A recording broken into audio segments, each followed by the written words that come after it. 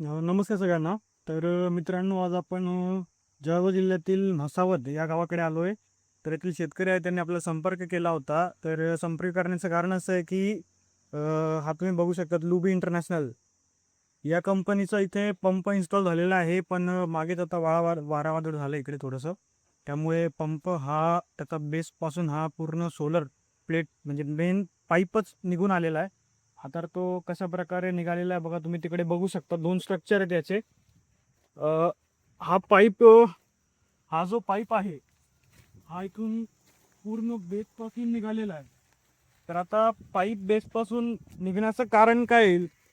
कारण असं आहे की कोणतीही कंपनी असो, आपण सोलरमध्ये तर भरपूर कंपन्या काम करत आहेत. 100+ कंपन्या दिसतात आपल्याला मागेल त्यालाच्या साईडवर. पण एक गोष्ट लक्षात ठेवा, जेव्हाही आपण कंपनी निवडतोय किंवा कोणतीही कंपनी निवडल्यानंतर जेव्हाही आपला पाईप येतो, मेन हा जो पाईप असतो, हा पाईप येतोय, तर हा पाईप चेक करा. हा जास्त उंच असणं खूप गरजेचं आहे. म्हणजे काय की पाईप कमीत कमीत 8 फूट 7 फूट एवढा पाईप असायला पाहिजे. तर एवढं का असायला पाहिजे? तर त्यापेक्षा जास्त असेल तरी चालतंय, कारण भरपूर कंपन्या आहेत ज्या त्याच्यापेक्षा उंच पाईप ही देतात. खूप कमी कंपन्यांच्या देतात. आता याचं मेन चुकी काय झालेली आहे की हा जास्त उंच पाईप नाही आहे. हा जाऊन जाऊन 1.5-2 फूट गेलेला असेल मध्ये, बस त्यामुळे.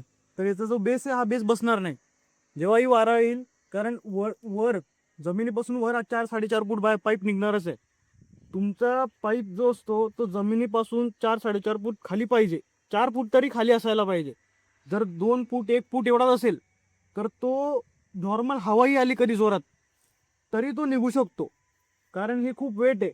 कारण मागील त्याला मध्ये काय आहे की या योजनेत पूर्ण जो सोलर वॉटर पंप आहे, जे सोलर स्ट्रक्चर आहे, हे सोलर स्ट्रक्चर एका पाईपवर बेस आहे.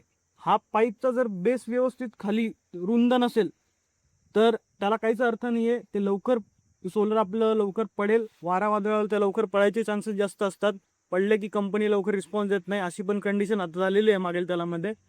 आता हे जे शेतकऱ्यांनी भरपूर संपर्क केला आहे पण कंपनी रिस्पॉन्स देत नाही. कंपनीने या बाबतीत दखल घेतली पाहिजे. आम्ही त्याला आमच्या आता शेतकऱ्यांना आम्ही आमच्या परीने तो जो कस्टमर केअर नंबर आहे किंवा जे पण वेंडर आहे त्यांच्यापर्यंत पोहोचण्यासाठी आम्ही त्यांना नक्कीच मदत करू. जर तुमच्याही क्षेत्रात जर असं काही झालेलं असेल, पंप निघाला असेल किंवा नाही असं काही असेल, तर तुम्ही आम्हाला संपर्क करू शकतात. आम्ही तुमची नक्कीच मदत करू वेंडरपर्यंत पोहोचण्याकरिता किंवा कंपनीपर्यंत पोहोचण्याकरिता. याची आम्ही लवकर तुम्हाला मदत करू. आता अजून एक दाखवतो की जे पडलं आहे तर याच्यात काय काय नुकसान झालं बघा. मेन गोष्ट तर असं झालेलं आहे, हे प्लेट याची निघालेली आहे. प्लेट निघालेली आहे वरून.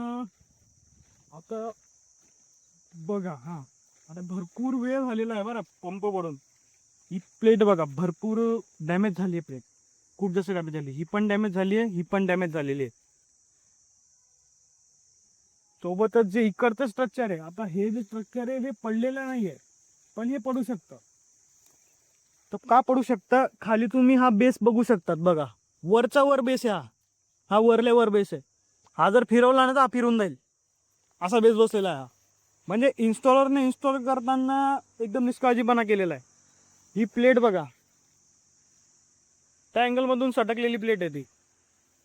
एकदम चुकीच्या प्रकारे इन्स्टॉलेशन झालेलं आहे. तुम्ही कोणत्याही कंपनीचा सोलर पंप लावा, पण इन्स्टॉल करताना तिथे उभे राहा. इन्स्टॉलर हे लवकर पंप इन्स्टॉल करून पळायच्या मागे असतात. तर त्यांच्याकडे उभे राहा, त्यांच्याकडून व्यवस्थित काम करून घ्या.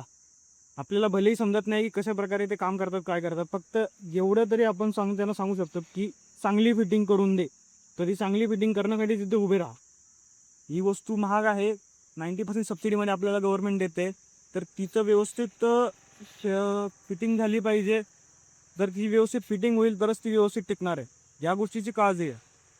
आणि जर तुमच्याही क्षेत्रामध्ये कोणत्याही जिल्ह्यामध्ये अशा प्रकारचं काही झालं असेल, ते पंप पडला असेल, कंट्रोल खराब झाला असेल, पंप खराब असेल किंवा प्लेट कुठली असेल, अशा काही गोष्टी झाल्या असतील तर तुम्ही आम्हाला संपर्क करा. आम्ही तुमची नक्कीच मदत करू. सध्या आम्ही इथे आहे आहो, सध्या आम्ही धुळे, जळगाव, नंदुरबार म्हणजे उत्तर महाराष्ट्रातच काम करतोय. येथील जे शेतकरी असतील यांचे जर काही जास्त कंप्लेंट्स असतील, हे जर व्हिडिओ बघत असतील इकडचे शेतकरी 3 जिल्ह्यामधले, तर तेही आम्हाला संपर्क करू शकतात. आम्ही नक्कीच त्यांची मदत करणार आहोत. आणि कोणती कंपनी किंवा